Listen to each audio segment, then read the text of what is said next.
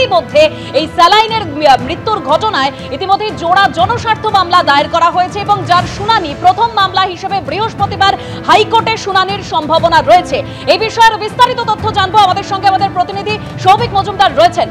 দেখো, এই জোড়া জনস্বার্থ মামলায় প্রথমত আবেদন করা হয়েছে যে মূল মামলার ভার অবিলম্বে রাজ্য পুলিশের হাত থেকে নিয়ে সিবিআইকে দেওয়া হোক, এর পাশাপাশি একটা এসআইটি বা স্পেশাল ইনভেস্টিগেটিং টিম গঠন করা হোক, যে দলের মাথায় থাকবেন যে কোনো হাইকোর্টের একজন অবসরপ্রাপ্ত মহামান্য বিচারপতি, এছাড়াও দুজন এমসের প্রাক্তন অধিকর্তা বা অবসরপ্রাপ্ত অধিকর্তা এবং অন্যান্য কেন্দ্রীয় সরকারি যে হাসপাতালগুলো রয়েছে সেই হাসপাতালের চিকিৎসকদের দিয়ে এই স্পেশাল ইনভেস্টিগেটিং টিম বা এসআইটি গঠন করা হোক, এই মর্মেই কিন্তু কলকাতা হাইকোর্টে এই মামলার দায়ের হয়েছে।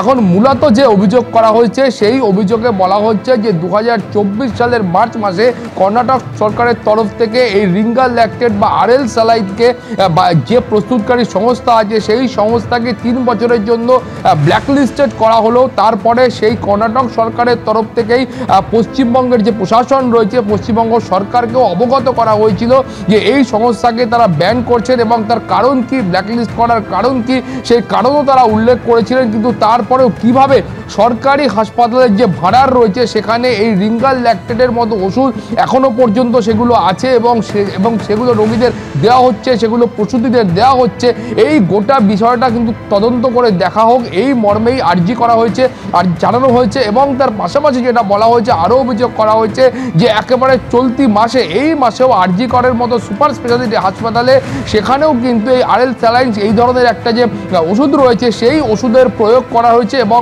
তারপরে এই ধরনের যে মৃত্যুর ঘটনা, রোগী মৃত্যুর ঘটনা, প্রসূতি মৃত্যুর ঘটনা, সেই ঘটনা প্রত্যক্ষ করা গেছে। ফলত এই গোটা বিষয়টাকে অবিলম্বে সিবিআইকে দেওয়া হোক এবং তার পাশাপাশি একটা এসআইটি গঠন করা হোক, এই মর্মে আবেদন করা হয়েছে। আগামী বৃহস্পতিবার মাননীয় প্রধান বিচারপতির বেঞ্চে প্রথম মামলা হিসাবে এই মামলা গ্রহণ করা হবে এবং তারপরে মাননীয় প্রধান বিচারপতি এই মামলার ক্ষেত্রে প্রয়োজনীয় যে নির্দেশ রয়েছে সেই নির্দেশ দেবেন। অমৃতা, ধন্যবাদ সৌভিক তোমাকে।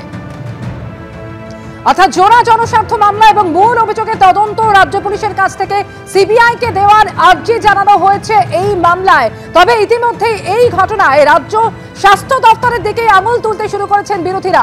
শুভেন্দু অধিকারী ঠিক কি বলছেন এই প্রসঙ্গে এবং পাল্টা কুণাল ঘোষের কি বক্তব্য নিয়ে শোনাবো। ডাক্তার বিশ্বপতি মুখার্জি এবং অ্যাডভোকেট কৌস্তব বাগচি তারা আজকে কলকাতা হাইকোর্টে জনস্বার্থের মামলা করেছেন, যাতে ড্রাগ কন্ট্রোলার এবং এনফোর্সমেন্ট ডাইরেক্টরেটকে এই মামলাতে করা হয় এবং যদি ড্রাগ কন্ট্রোলারের রিপোর্ট কোনো অ্যানামেলি থাকে, প্রমাণ হয় যে স্বাস্থ্য দপ্তর বা রাজ্য সরকারের ত্রুটি তো আছেই, তাহলে এটা সিবিআইকে হ্যান্ডওভার করার জন্য ডকুমেন্ট বলছে, কথা বলছে যে স্বাস্থ্য দপ্তরের এখান থেকেই এই মারাত্মক ক্ষমার অযোগ্য ত্রুটিটা হয়েছে। এর পিছনে অর্থ আছে এটা আমি দাবি করি এবং যদি ইডি এই কেসটা নেয় মানি লন্ডারিং প্রমাণিত হবে।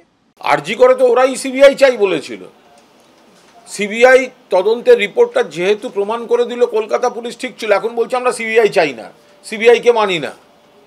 তো ওনাদের ইচ্ছা মতো ওনাদের রাজনৈতিক এজেন্ডার উপসংহার তৈরি করে দিতে হবে, সেই অনুযায়ী এজেন্সিগুলো কাজ করবে। এটা কী করে হতে পারে? আমি স্পষ্টভাবে জিজ্ঞাসা করছি বিরোধী নেতাদের যে আপনারা যে সিবিআই বলছেন, তো এই কথাটা তো আপনারা আরজি করের ক্ষেত্রেও বলেছিলেন। আরজি করে সিবিআই এসে দেখিয়ে দিয়েছে কলকাতা পুলিশের তদন্ত ঠিক ছিল, তো আপনারাই তো এখন বলছেন সিবিআই মানি না। তো তাহলে আবার সেই সিবিআই এর গল্প বলছেন কেন?